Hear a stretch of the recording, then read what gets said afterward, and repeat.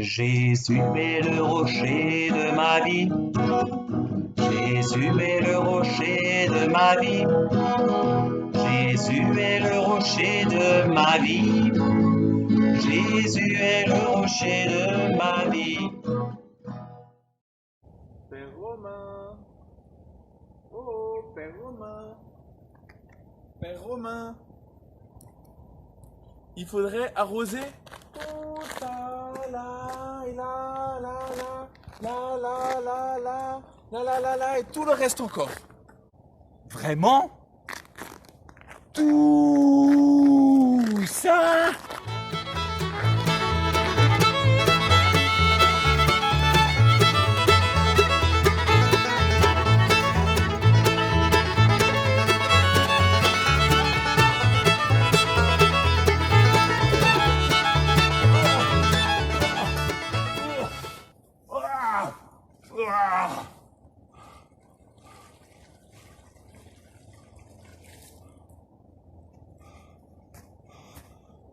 J'en peux plus.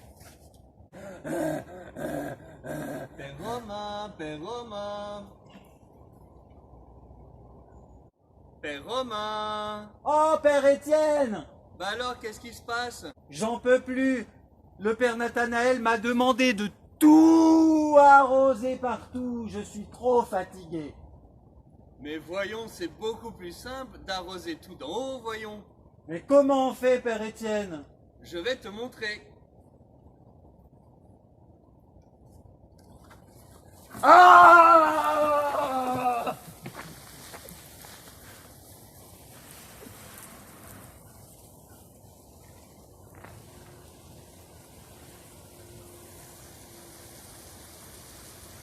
Il est vivant, ressuscité, alléluia. Enfin, le temps du confinement touche à sa fin. Et nous arrivons aussi à la fin du temps pascal. Mais il reste deux grandes fêtes très importantes à célébrer. Dans quelques jours, jeudi, ce sera l'ascension du Seigneur au ciel. Et 9 jours plus tard, ce sera la Pentecôte, ce jour où les disciples sont réunis au Cénacle à prier avec Marie sur la demande de Jésus et ils reçoivent l'Esprit Saint comme des langues de feu. L'histoire de l'arrosoir du Père Étienne peut vous aider à comprendre pourquoi Jésus monte au ciel pour nous donner l'Esprit Saint. Jésus a vécu à Nazareth, au bord du Jourdain, autour de la mer de Galilée. Il est monté à Jérusalem avec ses disciples. Et après sa résurrection, on l'a vu, il leur est apparu, il a mangé avec eux, il a parlé avec eux. Mais il leur a donné une mission importante, d'aller sur toute la terre pour annoncer la bonne nouvelle. Comment quelques personnes, dans un tout petit endroit de la terre, peuvent apporter la parole de Jésus et répandre le feu de l'Esprit Saint sur l'immensité du monde. La surprise du Seigneur, c'est qu'en montant au ciel, je vous l'avais dit, il ne s'éloigne pas de nous, mais il nous apparaît comme étant au ciel à la droite de Dieu son Père. Et pourquoi se montre-t-il comme montant tout en haut?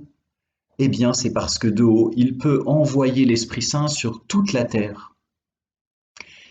Et donc, depuis l'Ascension, Jésus n'est pas seulement proche de Saint Pierre, qui était à Jérusalem. Il n'est pas seulement proche de Saint Marc, qui est allé à Alexandrie. Il n'est pas seulement proche de Saint Paul, qui s'est promené partout. Mais il peut être proche, par l'Esprit Saint, de chacun de nous. À Notre-Dame de l'Arc. Il peut être proche de chacun de nous à Saint-André. Il peut être proche de chacun de nous dans chacune de nos écoles, dans chacune de nos maisons.